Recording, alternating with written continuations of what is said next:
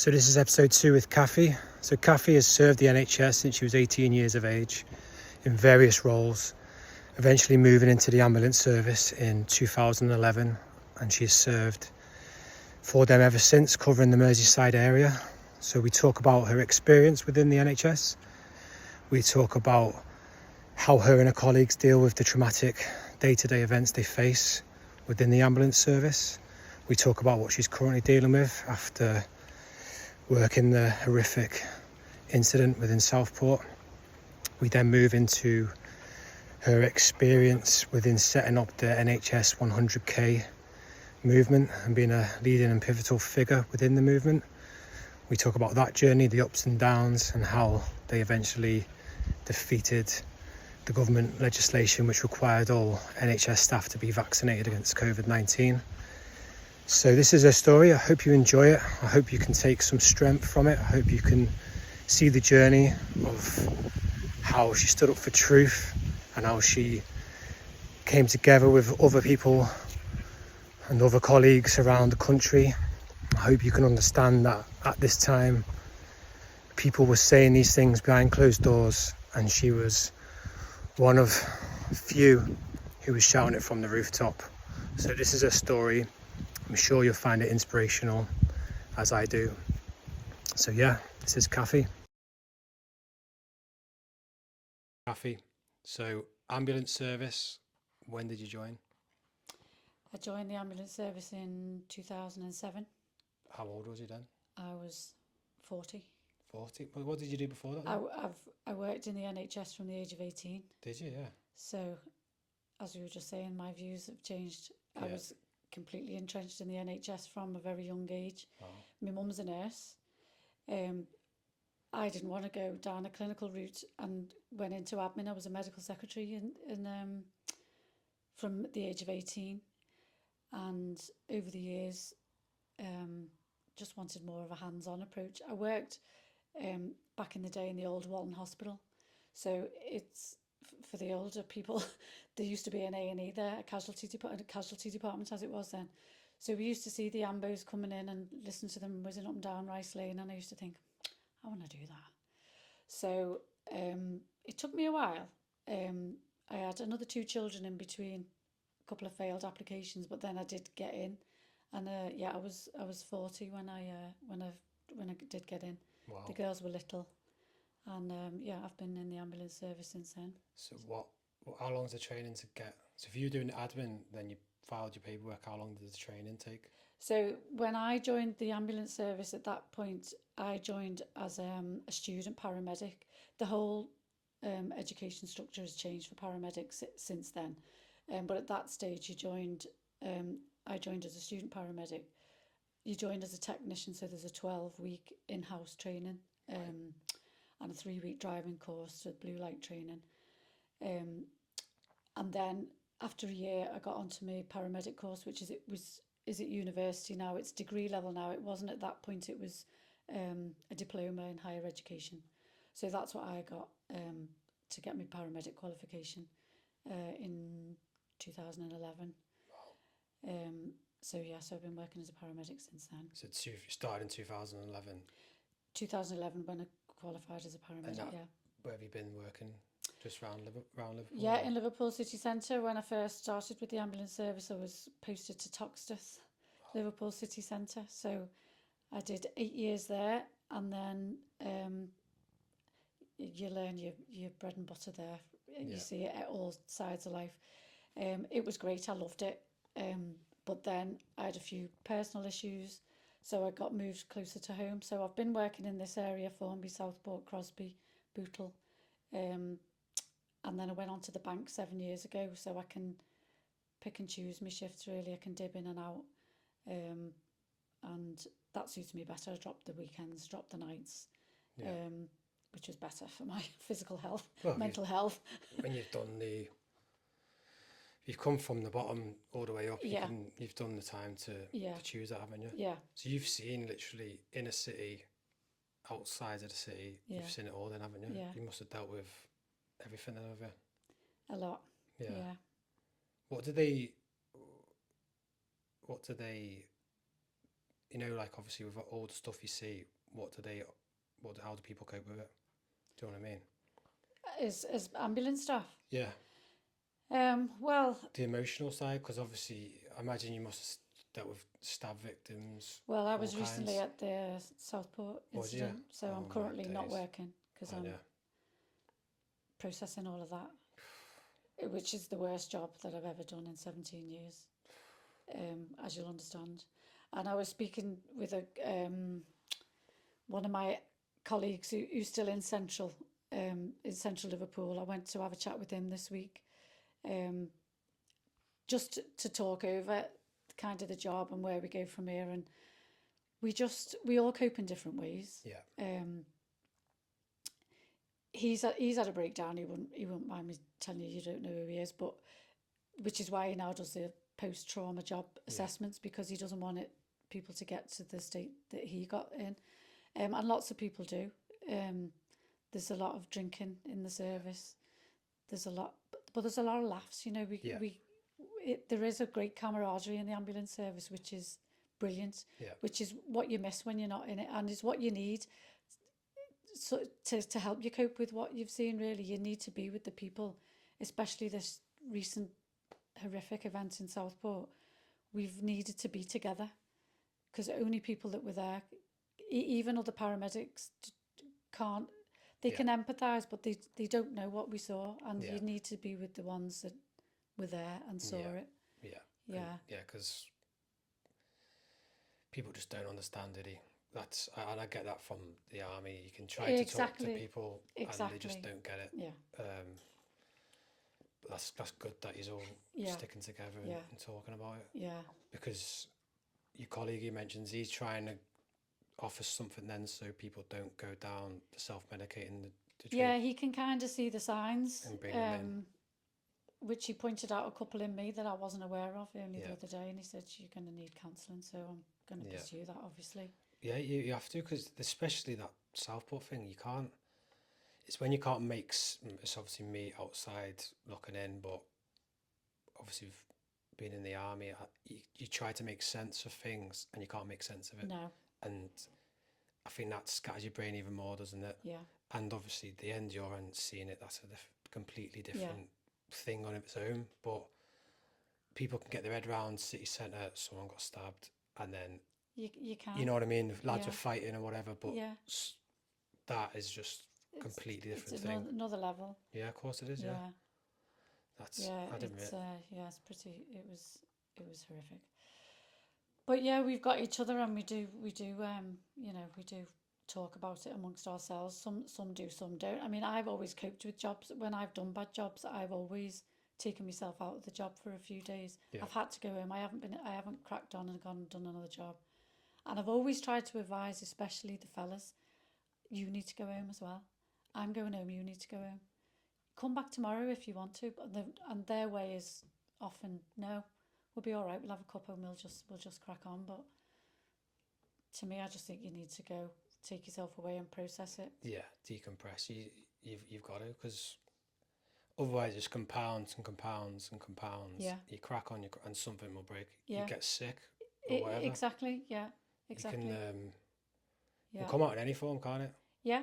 And especially, I know with the army, the drinking culture is bad anyway. It's bad in this country, the way we're brought up. Yeah. So that's all we do. Yeah. And you look around the world, it's not normal when you look at the world. So then once that gets hold of you, it's even worse, isn't it? And that's the easiest medicine to go to, isn't it? Of course it is, yeah. Yeah. If you're not into drugs, but that's good that he's doing that. Yeah. And time off is definitely he's great. the way. Yeah, he's great. So I'm not working at the minute, but I will go back. I think I'll go back. I'm planning to go back. Yeah. But if I don't feel up to it, I'm not gonna. Yeah, you've got it. Yeah. Basically, I said it to one of the young lads who was on the job. I said, "This is a potentially career-ending job. This, and you need to be aware of that. So don't rush in. Yeah. Rush back. Take time out. Yeah. Process it. Yeah. As best you can. No, you definitely. That's good advice to him. Yeah. Yeah. 100%. Yeah. Jeez, I didn't know that. So 2011. So when did the COVID start? What year was that? 2020. It's ingrained in my mind. That's why I've got you here. 2019. I just think of as the last normal year of my life. Yeah. Was to 2019. Even when I see pictures now, I go, oh yeah, that was well, was it normal?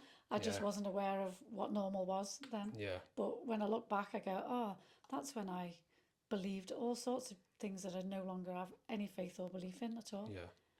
I was a different person completely. Yeah, same. It was like the biggest shift. Yeah. For people, wasn't it? You know what I mean? Yeah. Because you were faced to go left or right, and yeah, it was easy to go one way, wasn't it? Yeah. With all the fear, like the level of fear which was put on us. Yeah. Was like military grade level. Yeah. Then you've got all the trimmings of the holiday, the work, the football, Yeah. the going out, Yeah. and all that. Yeah. So it's just everything, wasn't it, against you? Yeah. So, like for me, I got it early on when I was working in London. I caught it, and then I ended up coming back home after isolated and all that. And I was the only one around here who everyone I spoke to, people knew me. I'd had it. Yeah. So what were you? That was, I think that was like February. Oh, so you were early. Yeah. Yeah. And then it was before the lockdowns and all that. Yeah. What were you seeing then? So you must have been from the Christmas. Were you seeing stuff before the Christmas? You can look back now. No. So when did you start seeing things? Well, really, probably January, February, we were seeing respiratory illnesses in the elderly, which we see every winter. I don't remember there being anything out of the ordinary for the respiratory illnesses that we go to. It was just coming through on the news.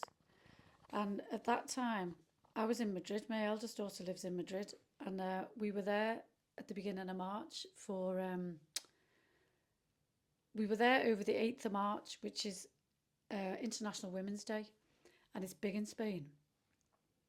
And we were in the city centre of Madrid with literally thousands of people on this Women's Day march. But we'd already started seeing Italy saying that they needed to go. They were talking about a lockdown. But there was no such... It wasn't going on in Spain. It certainly wasn't going on here. So we thought, God, should we be here? But we just cracked on, went for lunch, and we had a lovely weekend. I've got footage of it still. I look back on it and go, that was madness. But while we were there, me and Hayley, my daughter, we kept looking at the news. They were pushing these death figures every day. It was on the news, and we were going, oh my God, look at this. I mean, almost comically, we were like, no, what's it now? What's it now? It was going up by the hour, but this march went ahead, and I flew back from Madrid. We flew back from Madrid with the notorious Madrid fans that were, you know, that game, that Liverpool game that they blamed for a big influx of it with those fans that came over. They were on our flight. There was nothing remarkable about it. It was just a load of Spaniards. It's always a busy flight with Spaniards on. And I was going back into work that day. And I was working on we have a frailty car in Southport, which, as suggests, we just go looking after the elderly that phone if they fall and all things like that. And I'm on my own on that car.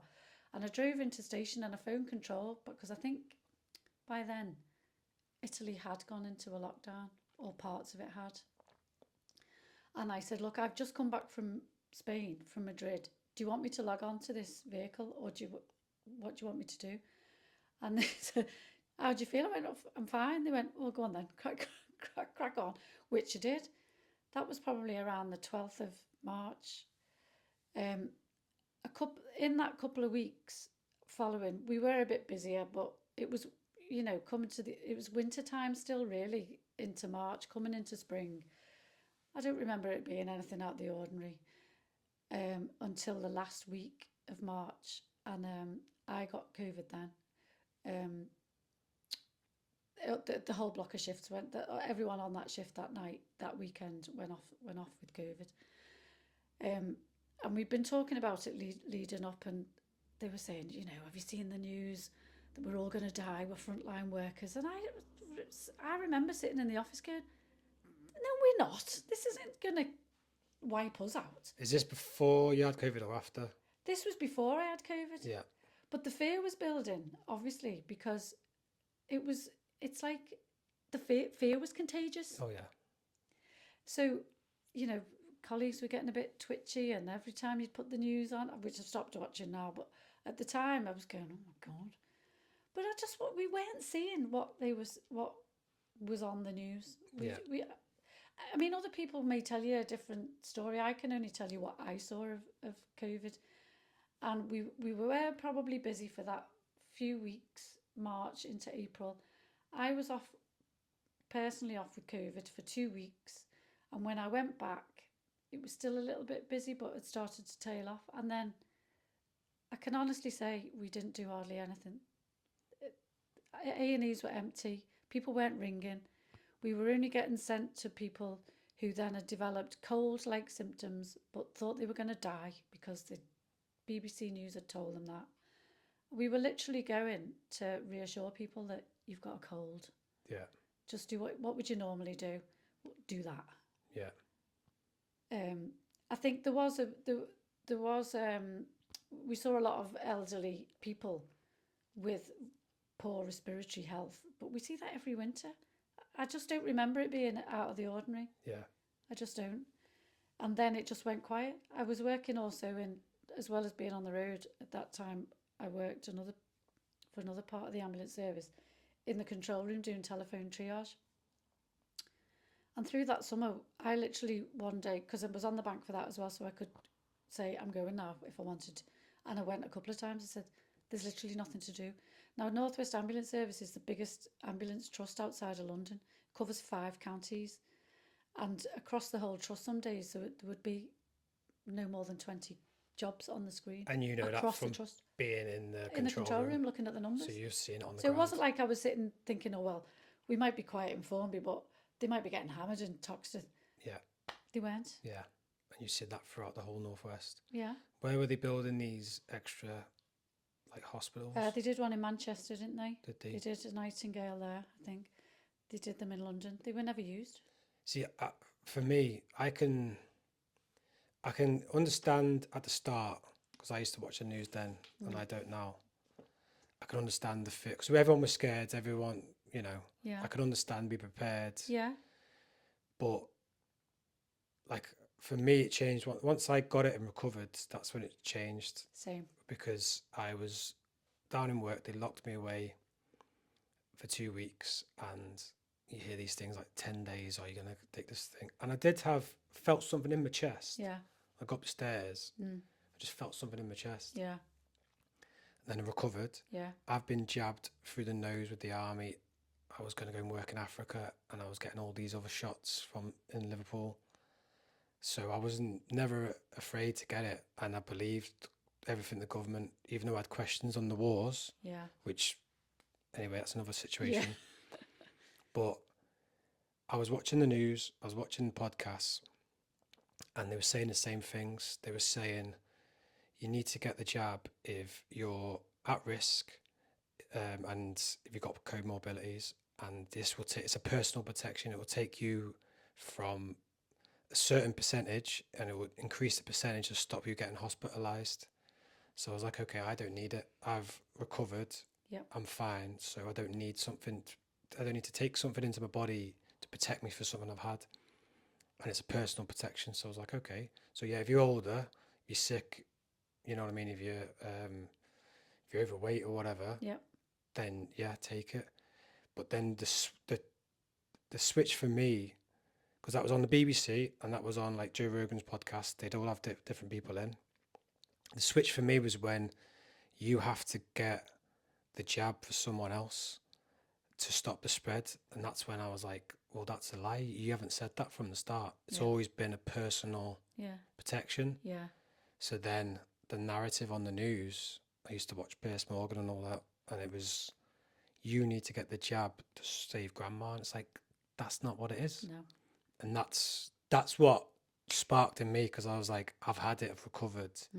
So once you'd recovered, when you went back to work, then what was your mindset like then? Was it even more?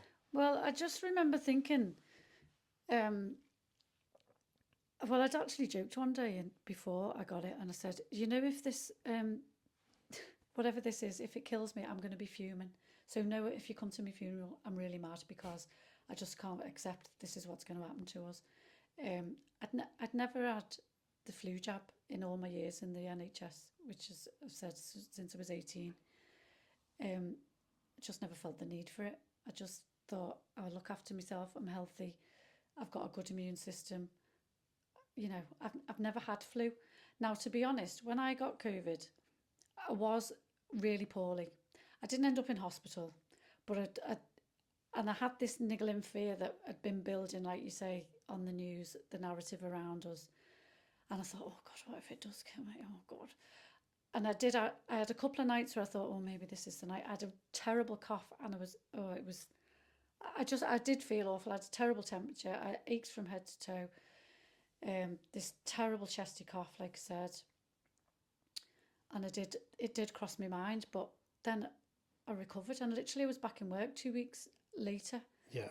And that's when I started thinking, this isn't what it seems. It's just not what it seems. If you take the fear away from Yeah. the sickness, because people were sick. I know people around me who were really sick. Yeah, and I people, do. and I'm not denying. I know we're not denying that. No, It did whack some people. it did, yeah. But I did think, because, and I know you're probably similar. My issue's not with that part of it. It's the stuff which came after, Yeah. which we'll get into. But people were sick, weren't they? And They were, yeah. They but were the sick. fear. Yeah. And there were tragedies. You know, I did see tragedies. Yeah. But they were in the clinically at risk. They weren't generally in the healthy population. And Kids were never at risk. And that was another.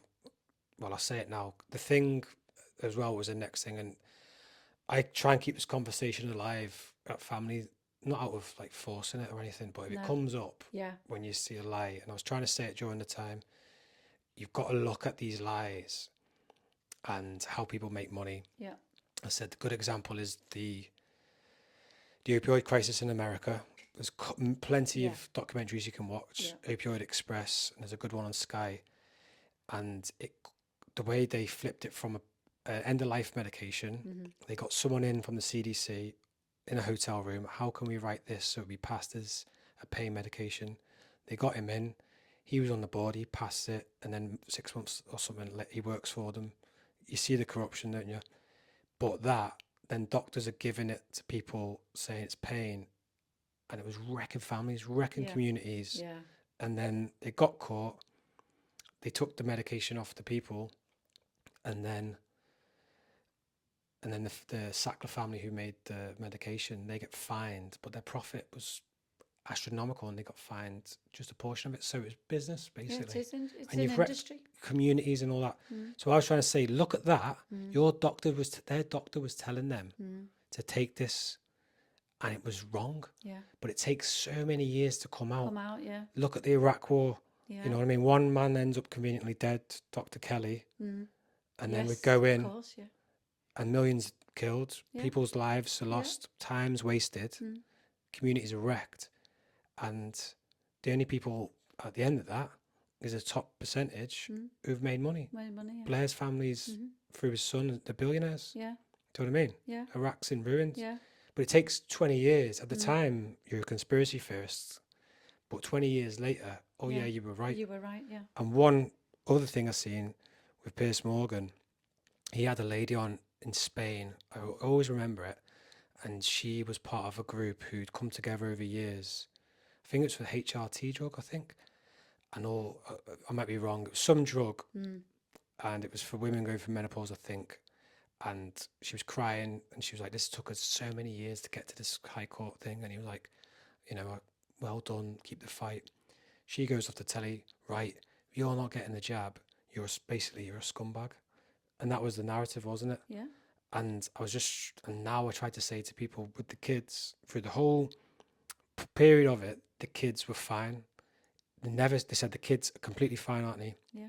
And then now, well, it got to that point. I don't think they did it in the UK. They were on about jabbing the kids, and I was like, that is when people are making money, and that's when you can see the clear corruption. Because if you've got people around the table who are sick and want to keep making money, they're going to go, right, well, let's get the kids Let's involved. get them involved. And that's when you can see it, to me, and that's where it's wrong. Yeah.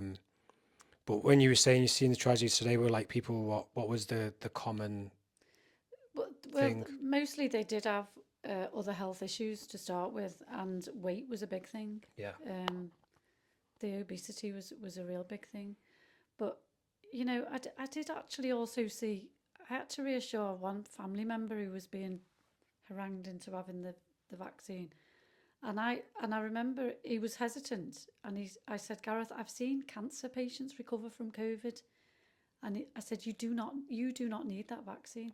Yeah. And he said, right, that'll do for me. Yeah. You know, it just wasn't the case, and the stats prove it. And I tried to say this at the time. You only had to look at the Office for National Statistics figures that showed all-cause mortality was no higher in COVID than it had previously been. It is now. Yeah. Since the vaccine, it's continued to be. We'll get into that, because I've probably taken off track. So you got it in that summer. So then when did the vaccines come out then? Well, remember Matt Hancock and his little crying episode, oh, we've got a vaccine, was like December time 2020. Right. And they started rolling it out then into early 2021. So from the point to the December, it was just normal, it was quiet. It was very quiet. And then once the jabs started coming in, obviously you're coming up through winter, what were you seeing then? What was rolling in? It's hard to remember now, but nothing I remember out the ordinary. All I can say is I've seen, we have been queuing on corridors pretty much consistently since the rollout of the jab, right through spring, right through summer, where we normally see a lull, because the famous phrase is the winter pressures. Winter pressures have continued. So you've hit the winter level, and that hasn't stopped. And it didn't stop. And that's still going on now? Well, it is still. It's been a little bit hit and miss over this summer, but it's still been extremely busy. We've been queuing on the back of ambulances. That was only a few weeks ago when I was last in. I was at Wiston Hospital. We weren't even allowed in the building. They just said, come and write your call sign on there and somebody will come out and triage you on the back of the ambulance. So what were you seeing then? What was coming in? I know we hear about the strokes, the heart attacks. Strokes, some respiratory stuff, just chronic, a massive increase in chronic illness. Yeah. The strokes are a massive thing. I remember at one time taking probably the second or third stroke. You know, you might only get previously maybe one in a block of shifts or in a month, a genuine full-on stroke. But this was happening all the time. So you're going from one a month to what, like one a week, something like that? Yeah, yeah. And I remember taking a patient who had a stroke into Southport, and you have to do a standby when you're letting them know. So they have the stroke team waiting to come in for them when you come in. And I remember saying to the stroke nurse when I walked in, I said, this is getting a bit boring, isn't it? Because I had to start dropping hints, like, why is nobody else picking up on this and going, where are these all coming from? So that's when you started asking questions. I started asking questions. I said before the vaccine was found, I don't care if they find a vaccine for this, I won't be having it. Yeah. Well, once you've recovered, that was it. And that was what a lot of people had it recovered, but then the fear to then get the vaccine was just astronomical, wasn't it? It was the kill granny stuff and the carrot of, you won't be able to go on holiday. Yeah. When did they want you to get it in the NHS then? Well, they started rolling it out. I remember a friend of mine who still works in admin in the hospital was offered the jab before I was. We were frontline, which I didn't care. I just found it bizarre. Yeah. If this is so bad, why are we not first in line? And we weren't. Yeah. I still can't quite fathom how that happened, but I didn't really care, because I was just like, I don't care, don't start coming for me. I'm not having it anyway. And then the momentum started building that, they were the hints that we are going to make this mandatory for healthcare staff. And how long did they give you? So what did they give us? So they started rolling it out in 2021. Eventually, the deadline for having had both, because you had to have two, not just one. The deadline for having two vaccines was the end of April 2022.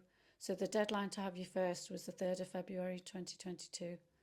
And on the 31st of January that year, we got it overturned. So what was the group called which you've, NHS100k. so how did you just start coming together? Were you We like started chatting with coming together. colleagues? Well, this was a weird turn of events, really. I think I'm not a big Twitter user, but as my views were clearly different to most people around me going through 2020 after I recovered from COVID, I had to be careful what I said. And I did really have to be careful what I said. And I was a bit...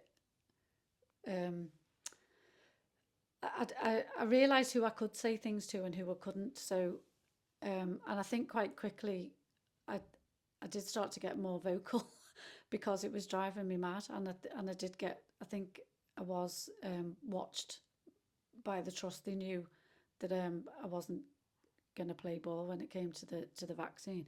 And I was actually called an anti-vaxxer by my manager. I said, I'm not an anti-vaxxer, I'm pro-choice, and this should be my choice.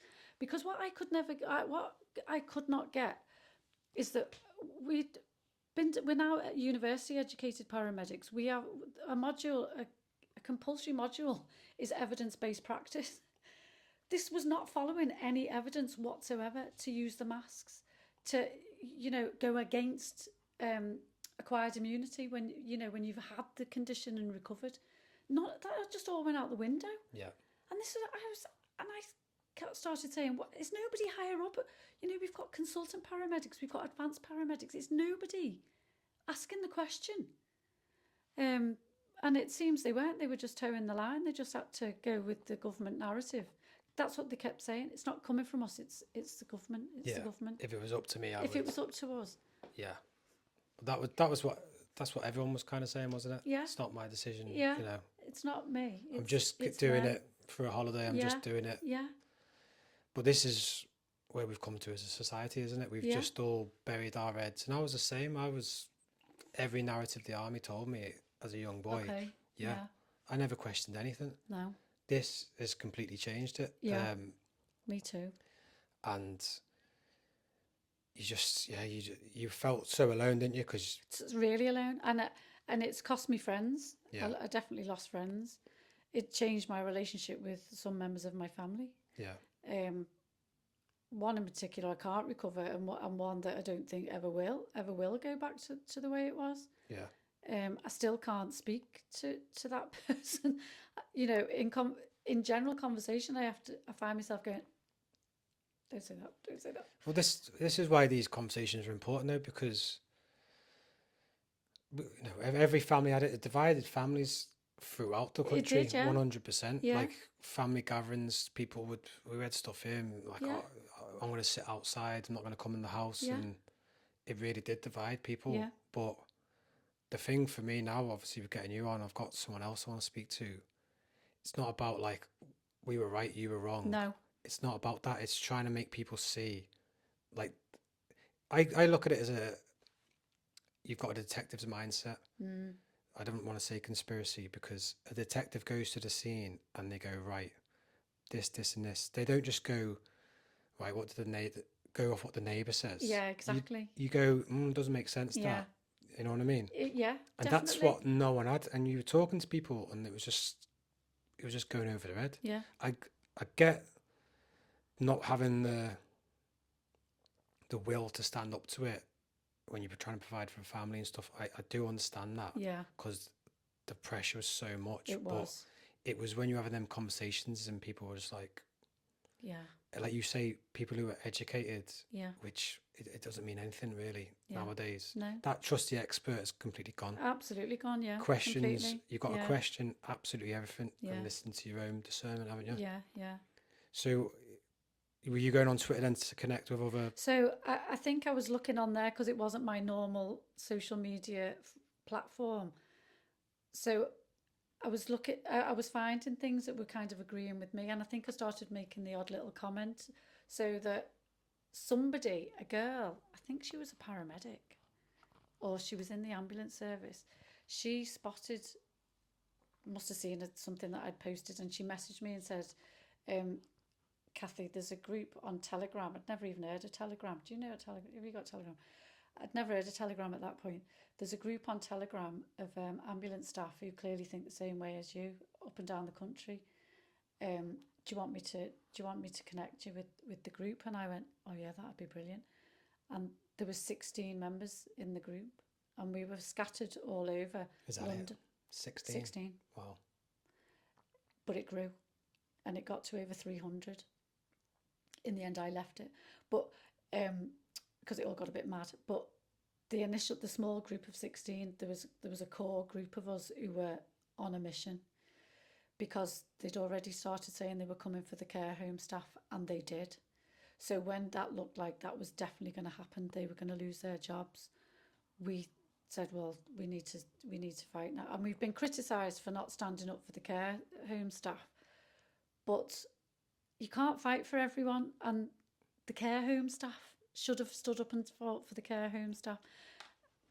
And, you know, I've spoken to lots of them, and I got to know a lovely lady through, remember me little stand in the park that we started? That was another thing.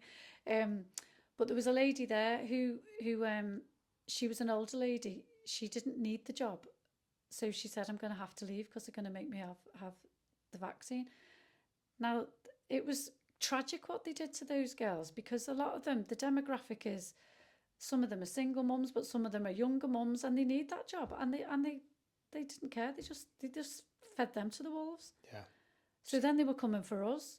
So we got the name 100k because at that point the talk was there was over 120,000 members of NHS staff who were not going to take the vaccine. So that's where we got the name from. That's the number. That's massive. Yeah, it's huge. They didn't want it because the momentum was building.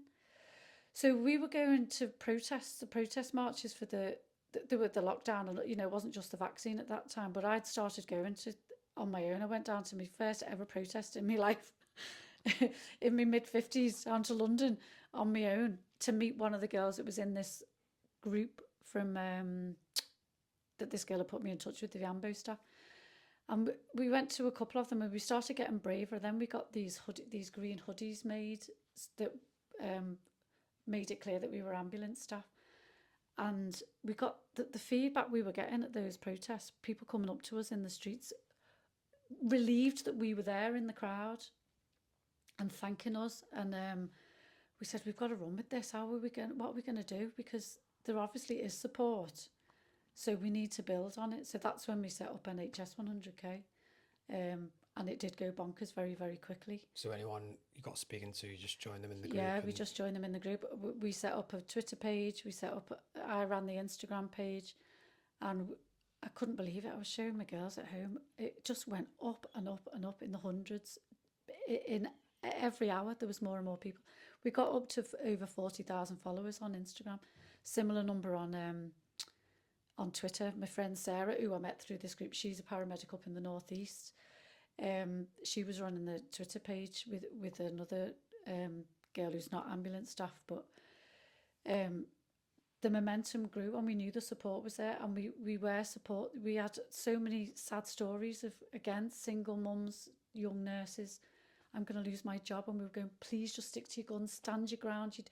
And we put all sorts of policies in place, letters for the people to send to their managers. You know, it took over our lives for a good few months until the momentum built. And then, as we were just saying before, the big turnaround really was when the Health Secretary, Javid, went into a hospital in London and spoke to Dr. Steve James. I remember seeing it on the news, yeah. He was amazing.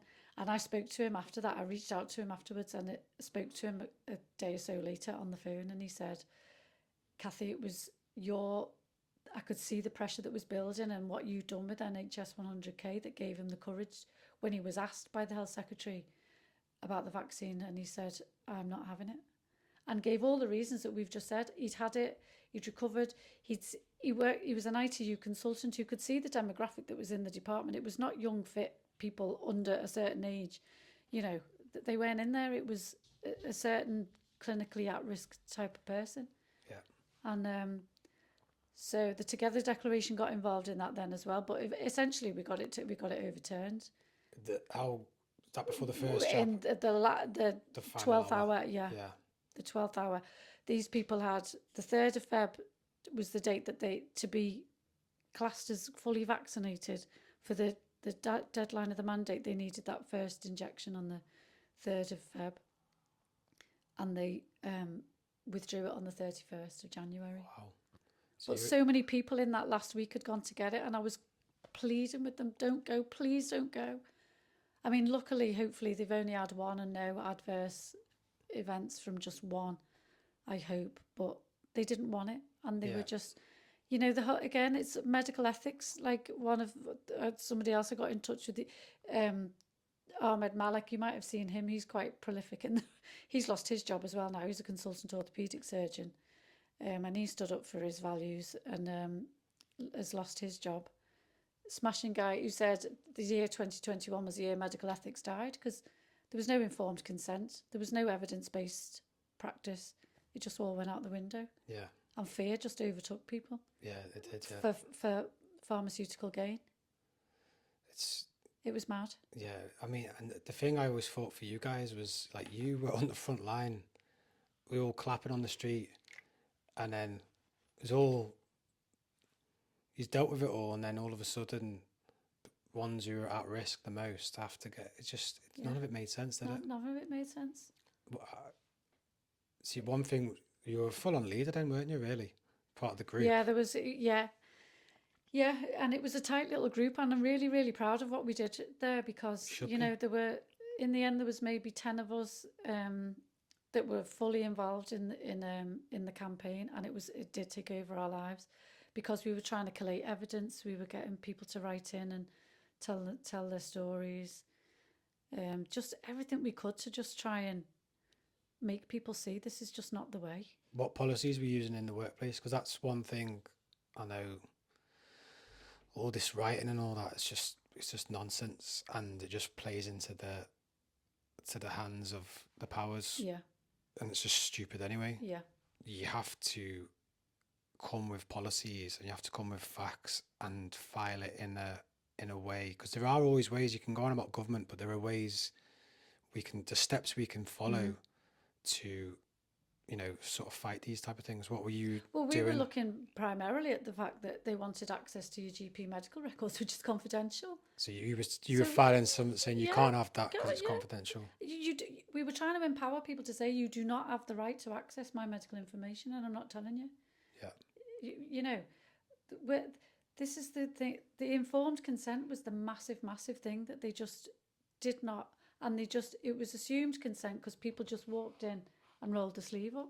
They didn't. No one asked questions. It was the holiday. It was they're going to kill Granny. This isn't just about you. It ultimately is just about you. Yeah. It's an untested medical intervention that we now know they lied about the safety of it. Well, that was the one thing, because I remember listening about this. You start asking more questions, do you? So I started looking at the studies, and then you start finding out the small group of people. If someone gets an advert, I don't know, stomach bug or whatever, they pulled out of the study. Yeah. Obviously, all the stuff I'm saying is we're just talking about it. So, you know, I'm not saying this is facts or anything like that. Before, you know, they try to say I'm spreading lies or whatever, but you just have questions, don't you? And you see how it's controlled in a sort of way for an outcome to be the most likely positive. You know what I mean? They did. They took. I'm pretty sure there was a child that died on the trial in America, and the child was just excluded from the trial data. Yeah. And it's just, you know. I've heard something recently as well. If you compared the placebo against the jabbed group, I did hear something about the rates of death and cancer and stuff. I don't know them, but I'd be interested to actually find out what it is, because that was the next thing. Obviously, you started seeing this. So you got the jab off the table for you guys, and then you started seeing the strokes, the heart attacks. It was mad. And that's one thing which is sad now, because the further you get away from that death, the harder it is to link, isn't it? Because strokes and things happen, don't they? But they do. without people like yourself, we all just think we don't know the numbers, but if you're seeing it's gone through the roof, you're clearly seeing that something has come into these The lives. cardiac deaths, the sudden deaths in younger people that we were seeing. How old?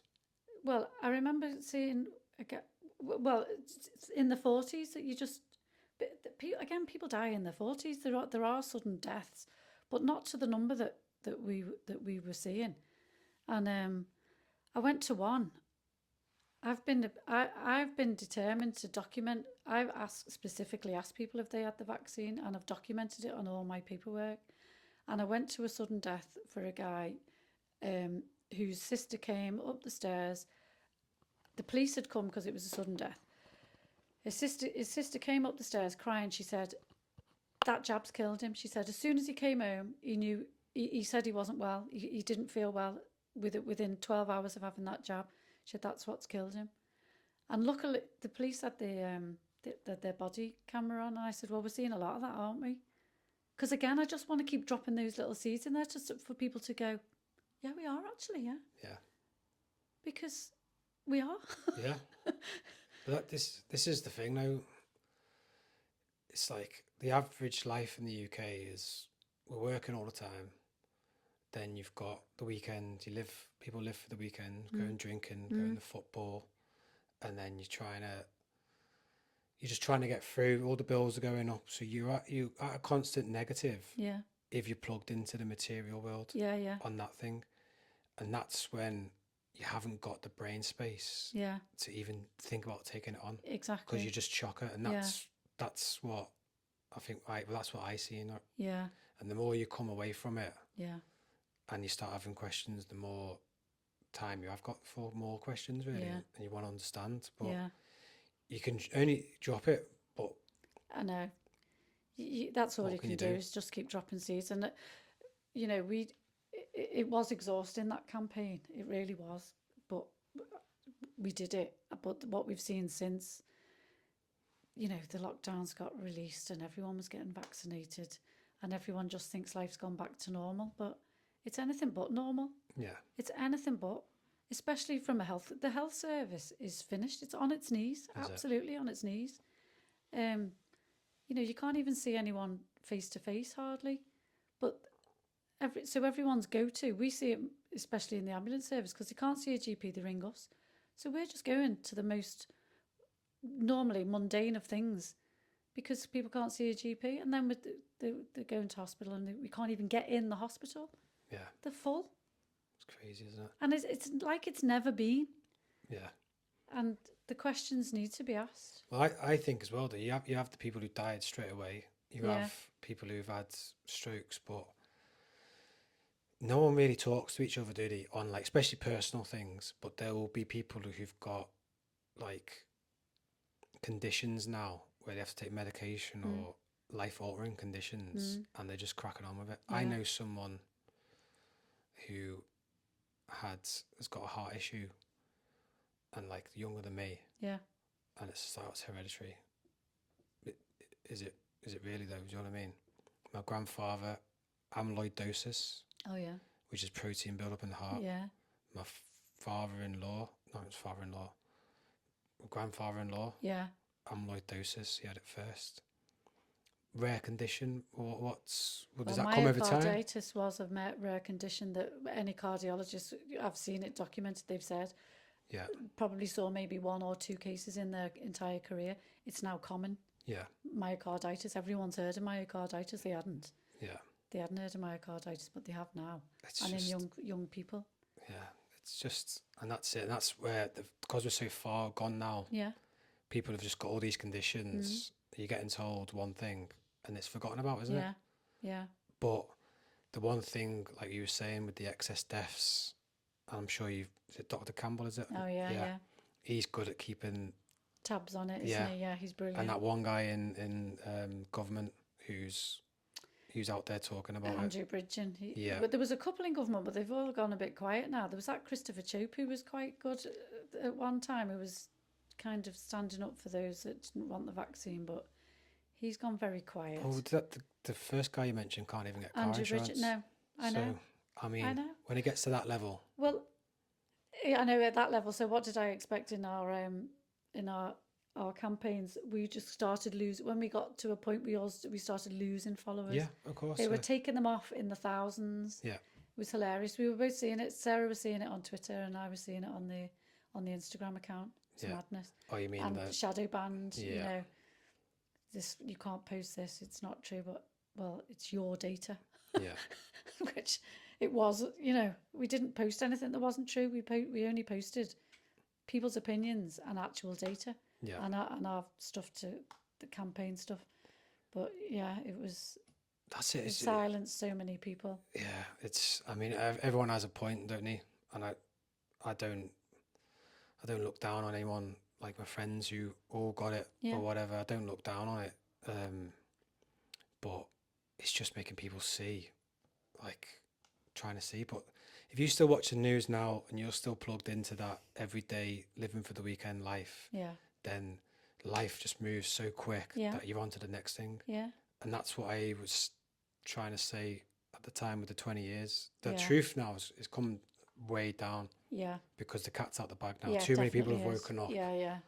And you just we're sick of this. After the 20 years of war, we're sick of it now. Yeah. People just want the truth. Yeah. And like obviously what you're seeing in America with RFK, Yes. Tulsi Gabbard's coming in now. Yeah. He's calling himself the Common Sense Party. It's just like people are just craving the truth, just Yeah. going along in fairy tale land now, Yeah. and then thinking the opposite inside. Yeah. You literally are the 1984, aren't you? The George Yeah, Orwell book. definitely. Absolutely. I only yeah. read that this year. And I read it 2 years ago because I thought, because all the people that were well awake to all of these things, because I've met friends since all of this that have been awake to this for 20 odd years. I'm like, how have I just been sleeping through all of this? And so I thought I need to, because they all refer, don't they, to the Orwellian way that we're living. I thought I need to read it. And I was like, yeah, that's same. what's happening. Same. The thought police, you can't say that. You know, they're arresting 11-year-old kids now and for having an opinion on, oh my God, it's just crazy. Yeah, it's the one thing from that book for me is like the main character works in the news, doesn't he? And he changes the paper. And that's what we've started to see with the COVID stuff is the narrative gets changed in the past. Yeah. So if you look back, it never happened. Yeah. And that was the one thing I've seen, That's what which they've done. is that's I read it because it kept getting referenced as well. Yes, yeah. And I know, you It's understand. spot on, isn't it? Yeah, it's ridiculously spot on. I mean, they changed, the funny thing, again, referring to that, is they changed the definition of vaccine. Right. It's completely changed to what it said pre-2020. I didn't even know that. Yeah.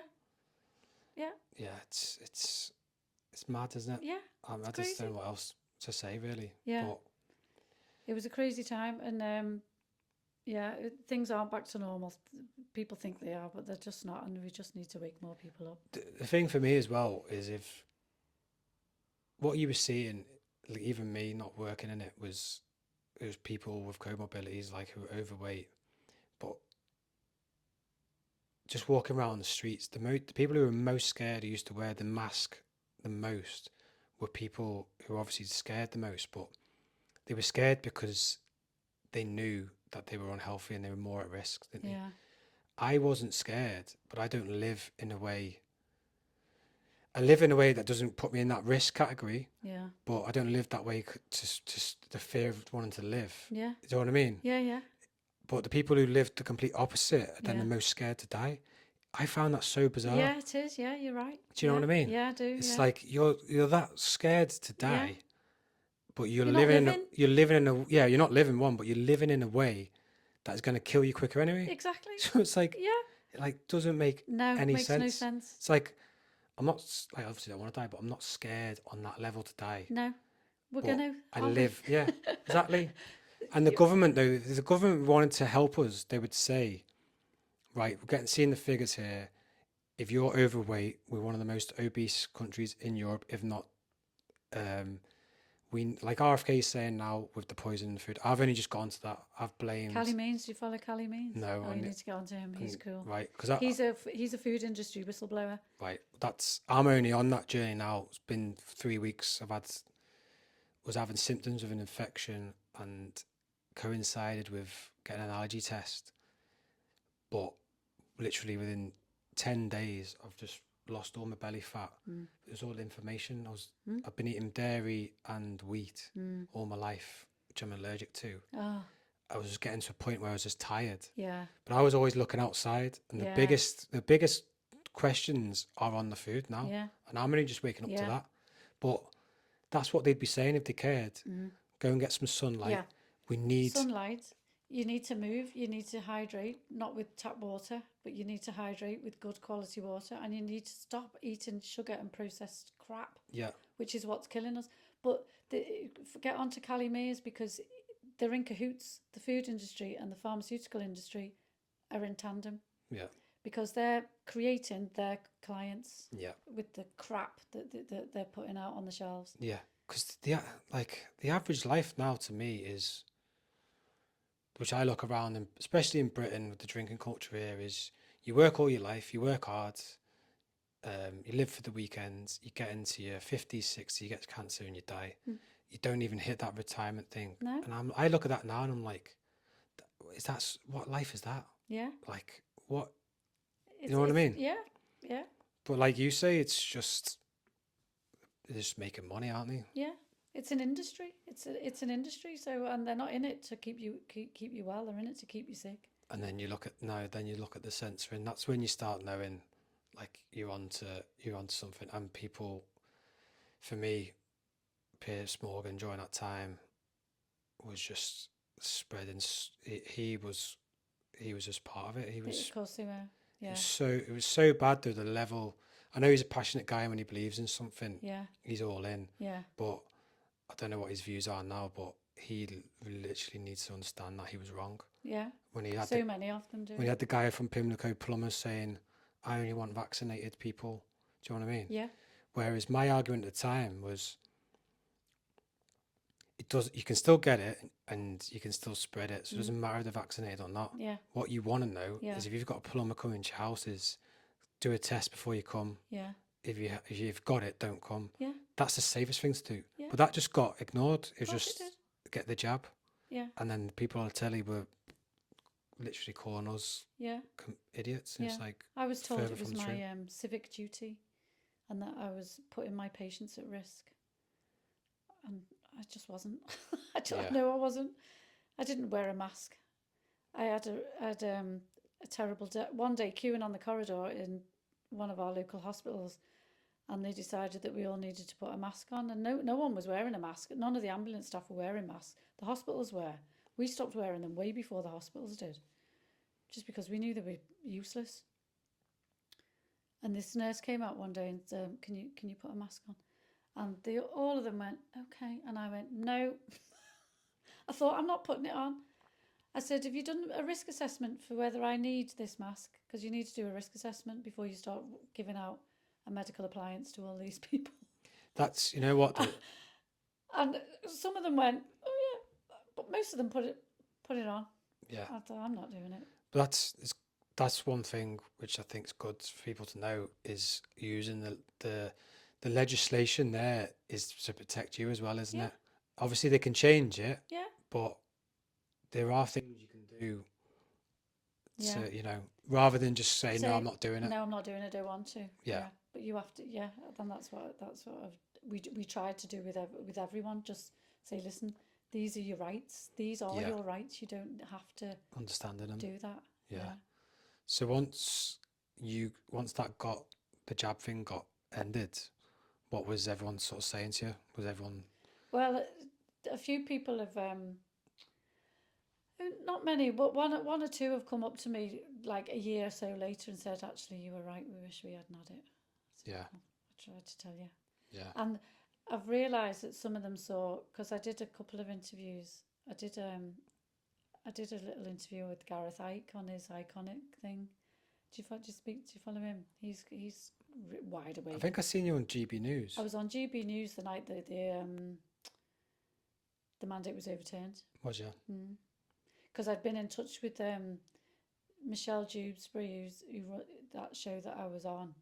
She'd been in touch with me before because she had views on it. She didn't want it and thought that they were going to do it there. So she was really hot on it being our choice to have it or not. What you thought about it, but it should be your choice. So she'd asked us to go on when we knew the announcement was coming. Amazing. So yeah, but people saw. I think I did another one. And, I got at one of the protests in Liverpool on Granada report. So people saw it, but nobody said anything to me for a long, long time after. But they'd all seen me. Yeah. You know. Yeah. And I thought, well, you should have all stood up. Why didn't you stand up? I know it was hard, like you said. The fear was massive, but the fear was just next level. It was, yeah, like you say, it was military grade, wasn't it? It literally was, and that's why, like, I get it. Like, I've got empathy. Yeah. I think the people who stood up was just, you just couldn't do it, could you? No. I physically couldn't do it. Yeah. I just couldn't. I mean, I found a way around, as people, you know. Yeah. Say no more. Yeah. We find ways, don't we? Yeah. But I physically couldn't do it. Yeah. I just couldn't. Yeah. And, you know, we weren't, luckily now we know we weren't the only ones, but you did feel it at the time, You didn't did at the time, and when you found people who you were clearly on the same wavelength, it was just such a relief. Because I did think, God, something must be wrong with me. Why don't I see it like they do? But I just didn't. And like you say, I was so relieved to find so many people who didn't. Yeah. And it was great. It is reassuring. And you know, you do go back to your life basically after the campaign and everything finished, but I still need to tap into those people because I am still surrounded by people who think I'm a bit nuts. Yeah. But I can live with that. No, yeah, but you're not though. No. The thing is with that, I don't know, blame anyone or whatever, but at the point now of years removed, you can see, like you say, with the excess deaths, you can see how the narrative changed. And you can, well, one of them's been pulled, hasn't it? Which jab was that? Oh, well, they pulled the AstraZeneca, didn't they? And now there's a... The Johnson one went early, didn't it? Yeah, that went early. And then they started saying people of a certain age couldn't have that one because that was dodgy. But they're still whacking out the Pfizer one. But there's lawsuits now against Pfizer, but they're coming at it from like... because they were given indemnity, which was another alarm bell, and were able to, all the papers relating to the trial data was going to be suppressed for 75 years. Well, a court in America got that overturned, and so that's where all the information is coming out, that they lied. Yeah. It was a big lie. And that's, for me, that's all I want to see is, because I feel like I've been tricked with the wars. Yeah. Well, not tricked, I've got questions now. Yeah.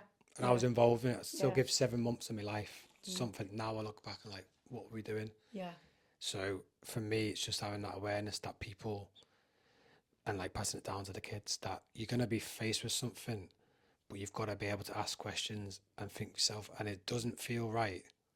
Don't just go along with it. Yeah. Just because it's normal and average doesn't make it right, does it? No, not at all. And that's what, if you are plugged into the news and all that, you've just moved on to the next situation, the next whatever, the next war, and you're just distracted, aren't you? Yeah. And everyone knows in our sort of the past 20 years, you just look at Iraq from the start to the end. You've seen how it's matured.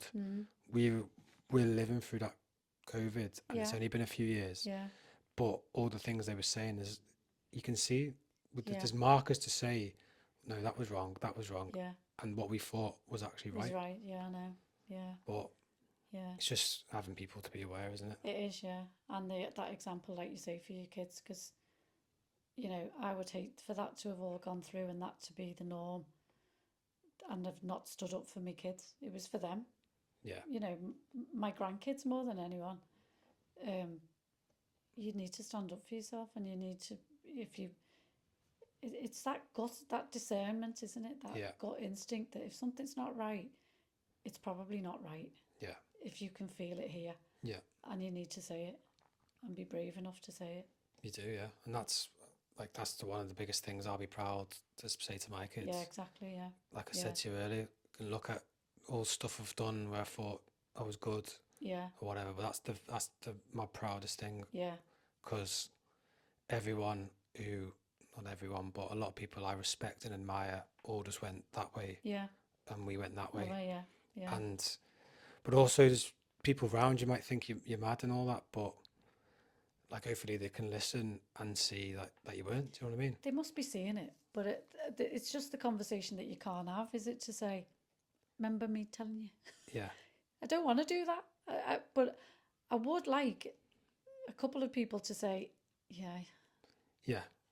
yeah, you were right. The thing is, when someone's belief, and it's your ego as well, isn't it? You Yeah. letting go and admitting you're wrong. Exactly. Yeah. It's because the first thing you say is, oh, well, you know, I wanted to go on holiday, or I needed it for my job. Yeah. That's how you justify it, and I get it. Yeah. But it doesn't make it right. Yeah. Do you know what I mean? It doesn't make it right. But yeah, some people will never admit it, No. which is fine. And people have assumed I've had it because I'm still in my job. Yeah. I said I didn't have it. How did you get away with that then? Oh, I just said no. I just didn't want it. Yeah. And it was never compulsory. It didn't get to that point. It just makes me so sad for those that took it so close to the deadline. It really makes me sad for those people. I just hope they're all okay. Well, that's what I do, yeah. Because even you get the deaths, but there's people who will have conditions and Yeah. they won't even be able to link it to the job. No. I mean, there's one thing linking it and feeling hard, well, not hard done by, but cheated. But there'll be people who won't even be linking it. Yeah. And that's just, I mean, that might even be a better thing. I don't know, but Yeah, I know. Yeah, but yeah, we are where we are. okay, all right then, leave it there, eh? Yeah. Thanks for sharing your story. That's okay. Thanks for asking me. It's nice to talk about it again with somebody who gets it. Oh, it's getting it off your chest as well, Yeah, isn't it? yeah, it is. Because we can't forget. No. We can't forget because we need to be on alert that they'll try again. Well, there's always something, isn't There's there? always something. There's Yeah. always something going on. Yeah. And I just think if you're watching that news, the pace of how things change, Yeah. and it's all fear-based. Yeah. And when you're in a fearful state, your Yeah. mind's not. Yeah. And the only thing I would ever say to people is, if you're lying, if someone you know knows the truth, you're panicky, aren't you? And that's what we're seeing. Yes. Yeah. Exactly. Don't say nothing. Yeah. Don't say that to them. Yeah. You know what I mean? That's Yeah. when you are lying. Yeah. But if you're telling the truth, Yeah. you're not fearful, You don't. Not fearful now. and No, that's what exactly. we're seeing when they're trying to shut voices Yeah. down, Yeah. ban this, shadow Yeah. ban. Yeah. It's because it's the truth. Yeah. And that's what Definitely. people are craving, I think, Yeah. now, Yeah. more than ever. Yeah. So, Yeah. yeah. Good. All right. Thanks, Happy days. Kev. Yeah. Cheers. Bye. How long was that? An hour.